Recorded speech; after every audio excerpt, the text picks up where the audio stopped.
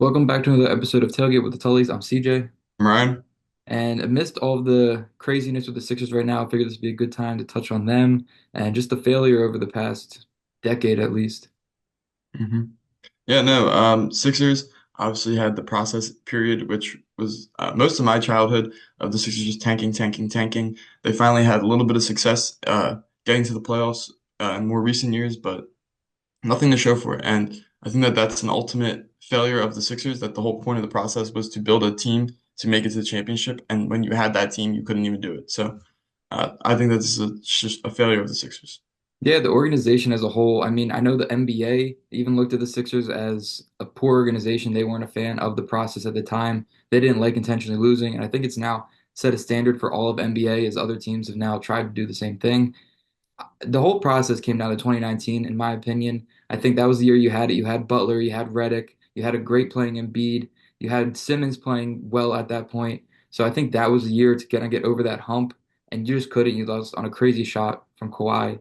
So I don't know if you blame the team, but I think that was your year to do it. You then lost Jimmy Butler after that, and that's when I really think you started to see the downfall. Was you peaked at that point, and since then it's just kind of been trying to put something together. You know, I completely agree. I think the Sixers losing Butler and choosing Tobias Harris over Jimmy Butler, I think Jimmy Butler has made it very clear that he didn't like that. But I think that Jimmy Butler was your guy that year. Like he was the fuel for that team. He was clutch in like every game. He was hitting big shots. And then once you got rid of him, you had the 2020 bubble season, which you didn't succeed in. You had 21 where you lost in the second round. You lost in the second round the next year. You can't get by that second round, and it's something that when you look at the team this year, they might not even be a top five team in the league or in the East, and they should be because this roster on paper is very good.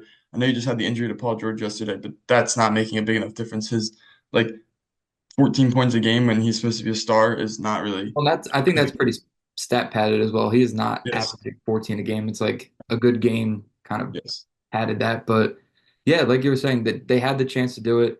You have stars come in. You had Butler, as we said. You have Paul George now. You had James Harden, who things fell through with him too. And I know a lot of this also came back to Embiid. I know Butler was kind of buddy with them, and then when you lost that, I think Embiid kind of took a chip on his shoulder that like you lost his guy in Butler. I know at the time there were talks of Embiid even going to Miami and joining Butler. You had Harden, who he was kind of a cancer to the team, but he was producing a little bit on the court while he was here. He averaged 21 in each of the two seasons he was here.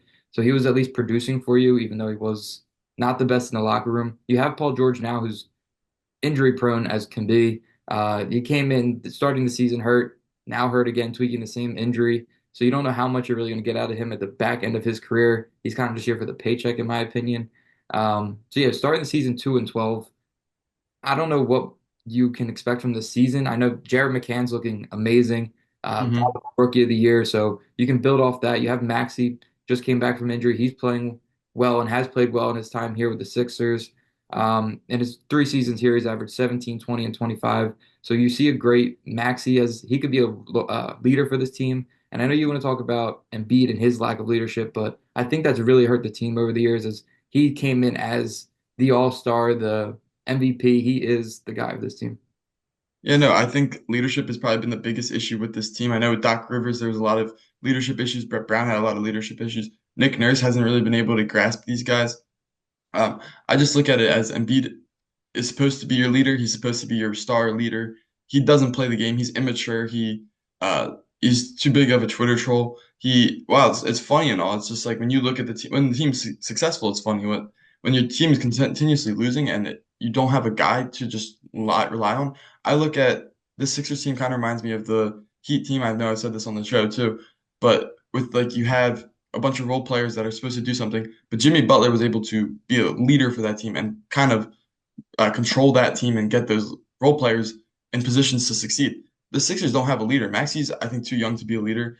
Embiid's too immature to be a leader, and Paul George, I don't think you could be a leader when you're injury prone and I don't know. You haven't had much success in the last couple of years of your career either. So what are you telling people? Yeah, and Embiid with the whole load management. I know we've stressed this a lot that we don't think they should have the load management. If you're going to be a star, if you're going to be MVP, if you're going to go play in the Olympics, you can't then come into our season and you're missing games. You come out and say you're not going to do back to backs. It's just not a leadership mentality. It's a very like, oh, pity me, pity me. And Maxey came out the other day and called out Embiid for not showing up to practices, meetings, being late to everything. And that's just not a leader. And if you have one of the younger stars on the team calling you out for it, I think that says a lot about you and it says a lot about the coaching staff if it comes down to Maxey having to be the one to step up and say something.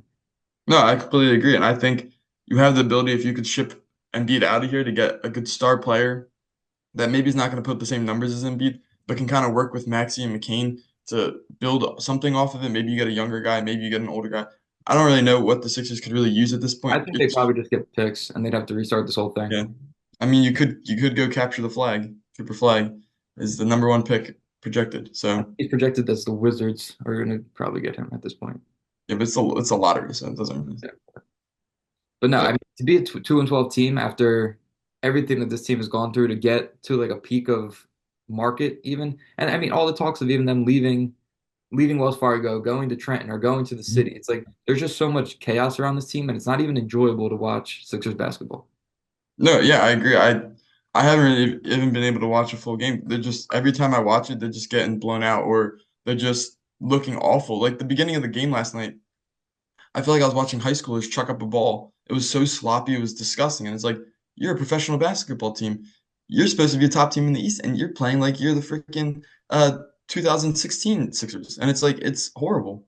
Yeah, I mean, you'd like to see a lot out of this team. You have the Flyers somewhat surging, you have the Phillies doing well, you have the Eagles doing well, and it's like the Sixers are now kind of like the Achilles heel of Philly sports, and there's just nothing to love about the team. It's constantly Embiid issues, it's constantly coaching issues.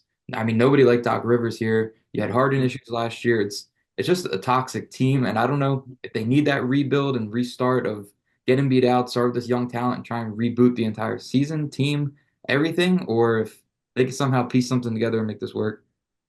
Yeah, I don't know what this team could even use. Me and someone were talking about maybe getting a guy like a power forward who can kind of not just be under the paint like Joel Embiid, like kind of get a guy who can move, set screens, shoot mid range. I'm thinking like a guy like kind of like Anthony Davis to me would be perfect for this team, where you can have someone who can just get the ball in the middle. He could shoot. He could like a better, not better Embiid, but a guy who can fill that role and kind of be better for this team. Yeah, I mean, this year you have talent like Caleb Martin, you have Kelly Oubre who came back, and it's like they're just not providing. You have Andre Drummond, who's your backup center now. It's you thought that you had enough pieces to kind of make this work, and it just seems like the Sixers are done. No, I think it's an issue. It's an issue in Philadelphia sports is that there's always beef in the locker room, or there's always coaching issues. Like Philadelphia sports teams are not able to go a season without some kind of controversy. And I Yeah. don't know if it's like that in other cities as much, but I guess because I focus more on Philly sports and all, like I hear the media and everything, there's so much negativity in these locker rooms and everything, and there's always things coming out, like the whole thing with AJ Brown last year, or Embiid this year, or the Phillies had issues last year. So like these locker room issues are, it's something that you kind of you take it. Is it the pressure of playing in Philly? Is it the pressure of this Philadelphia sports media that gets into these people's head and they listen to it and they're like, they're so right, and it kind of gives them that cockiness. I don't know what it could be. No, I don't either, but yeah, we hope to see the Sixers turn this around 2-12 at the time of shooting. Thank you guys for watching another episode of Tailgate with the Tullies. I'm CJ. I'm Ryan. And let us know in the comments what you guys think the Sixers should do to turn this thing around.